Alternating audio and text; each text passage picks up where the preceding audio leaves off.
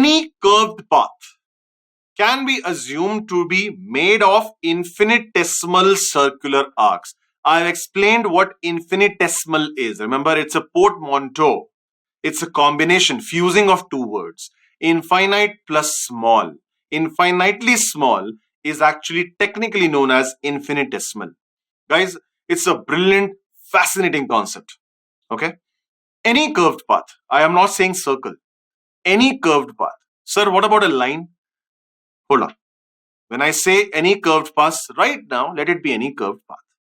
Any curved path can be assumed to be made of infinitesimal circular arcs. What does that mean? Okay. On your screen is a diagram. A diagram of a joyride. Watch it again. On your screen is a joyride. Roller coaster ride. Zoo, like that. Can you see that? Question number 1. Is this roller coaster ride which I have drawn for you, is it a pure circle? No. There are pure circular roller coaster rides also, I know that. But what I have drawn on the slide, is it a pure circle? No, sir. Sure? Yeah. Okay. Let's fade out the roller coaster ride. On the roller coaster ride trajectory, I mark 3 points, 1, 2, and 3. Can you see them? Yes, sir. Okay. I am saying that any point 1, 2, and 3, if you choose, can't they be assumed to be part of an imaginary circle? And each time you go to a different position, that imaginary circle changes its radius.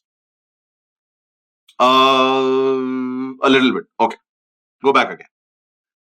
I'm saying point number 1. Isn't point number, let's consider a very, very, very, very small displacement around this point number 1. Like this, around point number 2. Like this, around point number 3. Like this. Now, instead of comparing all 3, let me compare 1 and 2 for you. Let me compare 1 and 2 for you. Ready? Okay. If I ask you, which is more dangerous, 1 or 2? What's your answer? Hear me very closely. Guys, come on. Arch your back. Deep breath. Zoom in. Zoom in. If you answer my next 2 minutes questions, you are sorted. Which part of the roller coaster ride, 1 or 2, is more dangerous? Sir, 1. Why? It's more steep. That's not a technical word. Why? Why is 2 better? Sir, because 2 is flatter. Again, it's not mathematics. It's not science, but it is correct. You are right. 1 is more dangerous than 2, or 2 is safer than 1. Why? Because 1 is steeper than 2, correct? Or 2 is flatter than 1, correct? The concept I'm about to teach you enables you to express this correct common sense answer into science. What I'm about to tell you is that imagine 1 to be part of a circle. Imagine 1 to be part of a circle. Imagine 2 to be part of a circle. Imagine 3 to be part of a circle. Is there any actual circle present? No. Imaginary circle for them to be part of it. The radius, imaginary radius of that imaginary circle is called the radius of curvature. Radius of curvature at 1, R1, R2, 0.2, R2, 0.3, R3. Can you see?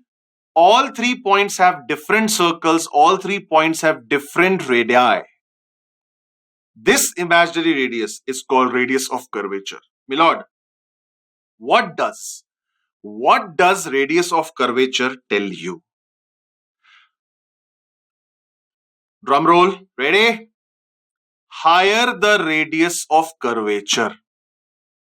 Higher the radius of curvature, flatter the trajectory of that point. Higher the radius of curvature, flatter the trajectory at that point. Who has the highest radius of curvature? 2.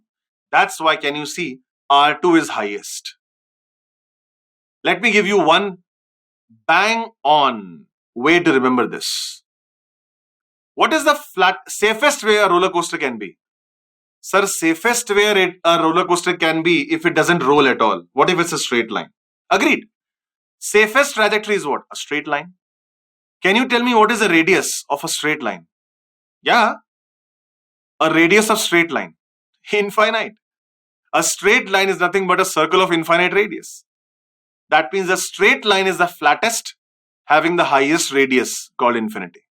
Now do you believe me? As you go flatter and flatter, the radius of curvature increases. Are you getting a little bit there? Okay. How do you find out the radius of curvature? Very simple. I'll give you a flow chart, guys. Step one. Draw the velocity vector which will be tangent to the chosen point. Read the point, hear the point what I'm saying, and keep your eyes glued to the diagram drawn on the right hand side. Draw the velocity vector tangent to the chosen point and complete an approximated circle with an imagined center. Can you see that? Approximate circle. You don't need to be exact here. Of course, you have to keep the trajectory in mind. Since it is pointing downwards, the circle will be downwards. Clear? Okay. What do you do now? You draw the free body diagram. Okay. Draw the free body diagram acting on this one. How about, let's say this was a trajectory. If I draw the free body diagram, it would be mg, and let's say normal will be along the central line. No. Any question? No. Now avail the component of the forces along the center. Avail the component of the forces along the center. Okay. In this case, it would be mg cos theta minus n, and that will be equal to what? mv square by r. But sir, there is no circle here. There is no complete circle. But you at this point is part of an imagined circle. And what is the radius of this imagined circle?